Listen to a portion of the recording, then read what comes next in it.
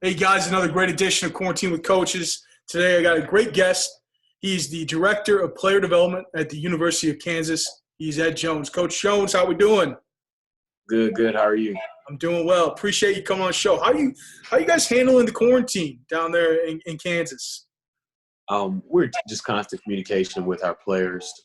We have players from all around the nation, um, and it's been constant communication, course Zoom, FaceTime. I work hand in hand with academics a lot to make sure guys stand on top of things during this time, but we're handling it as best as we can. It's been good. Our staff has always been a family-oriented staff, so it's been really good to see, and be able for myself experience time with our families. But we're excited that when all of this goes down to see our guys again. You have a unique journey into football. What can you just talk a little bit about what eventually brought you to KU and your past there? Yeah, absolutely. So I started. I was an undergrad at the University of Houston. And coming out of high school, I had an opportunity to play football at smaller universities, but I wanted to go to University of Houston because they had a sports administration program, and I knew I wanted to work in sports. So I tried out for the team there, and I didn't make it, which is fine. But I definitely stayed in the sports realm, did some internships in the athletic department, and then I graduated, didn't really know what I wanted to do, got into coaching because I felt like there were a lot of people in my life that told me that I can make an impact on young men. So I was a high school coach for 6 years. The last 3 years, I was able to go back to my alma mater in Missouri City, Texas, which is southwest of Houston. And I handled recruiting there. And so we had the class I came in with, they were sophomores. They had about 7 to 8 guys that could play Division I football, plus the other classes. So we had about 15 Division I football players in our program. And so that was fun to be back and be around my, alma mater. Sorry, the alarm's going off. But I met a lot of coaches through that process of handling recruiting. And so I built big, strong relationships with these guys. They were able to see what I can do. And so that led to me getting on at the University of Houston with Coach Tom Herman, his staff. They recruited our school heavily, and they were able to see what I was able to do, the impact I made on our players there, and he wanted me to be a part of the staff. So I was the director of player development. He told me, hey, you can be director of player development, director of high school relations. I didn't know what that meant, but I was excited to join the college staff. And as time went on, the player development, I thought that I would be a coach. I had this plan like, hey, in 5 years, I'll be a position coach. In 15 years, I'll be a head coach, And then we had this event that I held, alumni event, where one of our former players whose name and trophies were all over our building, he was homeless. And it just blew me away. Like, how could he do all this here? How could he do so much for university and be homeless at the moment? So that just changed my mind. I hung the whistle up, as I say, and I dove into player development and finding ways to benefit, our players off the field. And so, unfortunately, we were let go at Houston after a winning season. And I was able to, thankfully, I'm so blessed and fortunate to be here at KU. I don't know anybody on the staff. My encouragement to coaches around is to make sure that you do what you're asked to do, because outside of the mighty work of the good Lord, our director of football operations, he was asked if he wanted this job, and he said, I don't want this job, but you got to come get this guy that's on our staff. He's phenomenal, and he would do a great job. So I'm thankful for that, and that's how I ended up here at KU. Awesome. And what I know about you, and the big reason I wanted to bring you on is your Beyond the Field program that you created while you're at Houston, and now since taken with you to KU. Can you talk a little bit about what that program is? Absolutely. So when I first started really diving in, I had a lot of things, and I was like, I want to segment it. And I was kind of inspired by my coaching, right? It's just like offensive coordinator, they have their packages. The defensive coordinator has his package, special teams has his packages, and they can speak, oh, this is the pack, this is when we do things. And so I sat down, and I was actually working with our graphics designer at the time, who now works for Major League Baseball, Adam Cordaji, and we were just sitting there like throwing names around. And so we just came up with Beyond the Field because the impact is made beyond the field. And so Beyond the Field has 3 phases to it. As personal wellness, community impact, and career development. And the purpose of the program is oftentimes student athletes, they struggle finding their identity in and out of the game of football. So we create a program to help them find their purpose through personal wellness, community impact, and career development to create generational impact.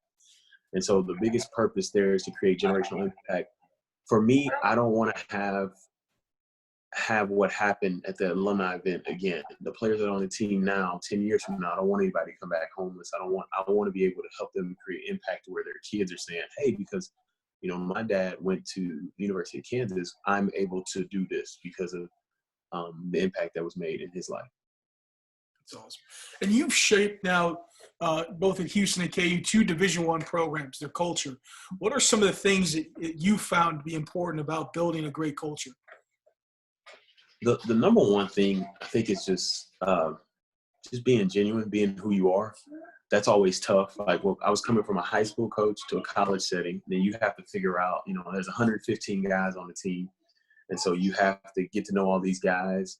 And that's interesting. You have to be yourself because they're around you all the time. You're at workouts, you're at practice. They're going to know who you are. And then coming to Kansas, it was the same deal. Like, here I am looking at the roster. Okay. It was easier. I'm from Texas, so like I knew the high school. I knew, oh, he's from this high school. And some of the guys, honestly, I coached against being from the Houston area. But coming here, this was totally blank slate. The only familiarity I had with the staff was Puka Williams, the incredible running back, because, I evaled him when I was at Houston. And we have a player on the team who I coached in high school.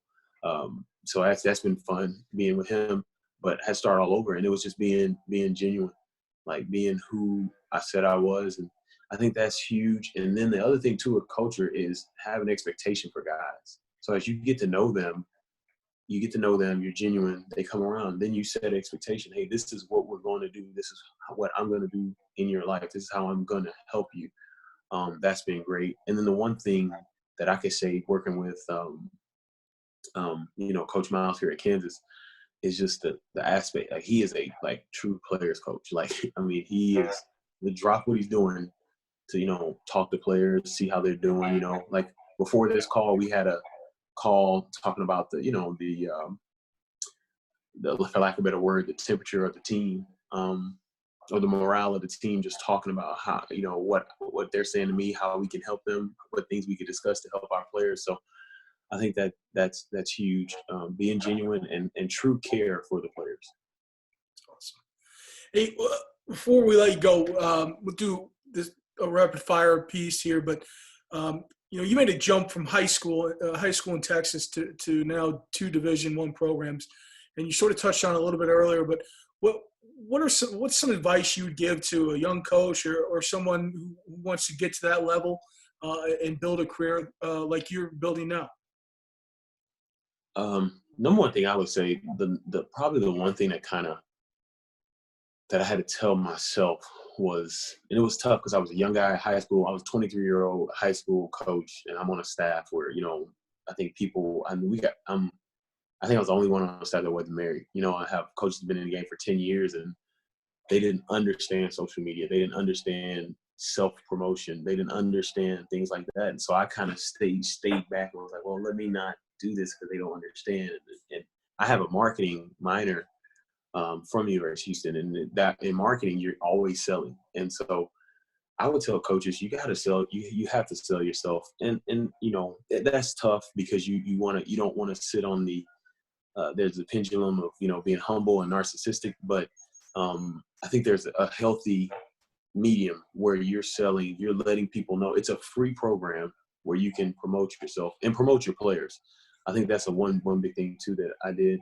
And then networking, you have to network. A lot of these coaches, what I learned when I was a high school coach, I had a defensive coordinator opportunity at the age of 25. And I emailed every defensive coordinator, D1, FCS, D2, D3. I mean, anybody that had defensive coordinator as a title, I emailed because I wanted to know stuff. And it was incredible to me to see how many people responded. Brent Venables responded to me. Jeff Collins responded to me. The list goes on of people that responded to me. Clemson, they opened their doors to me. It was just like, whoa. And so I think the networking aspect is huge. You have to reach out, network. And one thing that I would say, we kind of talked about this before we went live, is I would tell young coaches to sit down and program what you would like, program things that you want to do. So for me, for instance, one thing I do, and this is just a habit I have, whenever a new head coach gets a job, I listen to his press conference. And I'm listening to what he's talking about, what he's saying, because you just never know. Oh, that's a good idea. And then I'll hit him up and say, hey, coach, I know you're busy, but in your press conference, you spoke about this. Do you mind elaborating? You'd be shocked at how many people will respond, And so I think, number one, you gotta use social media. It's free. Why not? Number two, start programs, start setting stuff now. Start setting up stuff now. And then number three, get out and network. You have to network. Awesome. Hey, before I let you go, we're gonna do a little rapid fire. You go with that? Awesome. I'm ready. What's your favorite thing about Lawrence, Kansas? The thing I like the most are the people. To be honest with you, when I came here, I was shocked at how people love football in this area. Coming from Texas, and Texas football is king down there. I've been pleasantly surprised by the love for football in the Midwest area, especially in Lawrence. Like we have fans that want us to succeed, and that's awesome. What's been the biggest impact from a book? What's the book that's had the biggest impact on you? Sorry about that. Outside of the Bible, I would say Atomic Habits by James Clear. That one's incredible. Like it talks about small changes creating big change, small habits creating big change. That one has been phenomenal. Almost 2 months, I think, in the quarantine. What's been your go-to show to binge? I think I'm with everybody. I'm watching The Last Dance. But outside of that, I've been watching a lot of like Disney nature and like Animal Planet things. Like I always like documentaries on animals. They just fascinate me. It's peaceful to me, and it just kind of, you learn so much. Do you have a go-to quarantine meal? It's a smoothie. It's really? A smoothie, a health smoothie. Yeah, that's my go-to. That's a first, I think, on the show. I like that. Oh, and we talked about this before we went live. Follow-up question to that. Now, I'm from St. Louis. You're from Texas. Your wife's from Kansas City. Those are three of the best places to get barbecue in the country. You've had, I think, two of the three.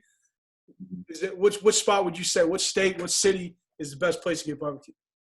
Oh, it's Texas, man. It's Texas. I just, I'm biased. I think one thing when I first met my wife, Kansas City barbecue is good. I will say this: the sauces y'all have here, or that are here, are incredible. But in Texas, you don't use sauce unless you need to. Like it's just the meat's so tender, you just get it. And like that was one thing. Like when she came to Houston, she was like, "Wait, there's no sauce." It's like, no, you eat the barbecue. And so I have enjoyed barbecue here. I will say that. But Texas is just. I like how you saved face there at the end. At least you said you enjoyed it. Yeah, you might have some angry folks in Kansas right about now. Yeah, I don't want to anger anyone. Coach, I really appreciate your time. Thank you for coming on Quarantine with Coaches. Thank you so much. Thanks for having me. And everybody out there, stay safe. And football will be back. And let's continue to make our impact on our players.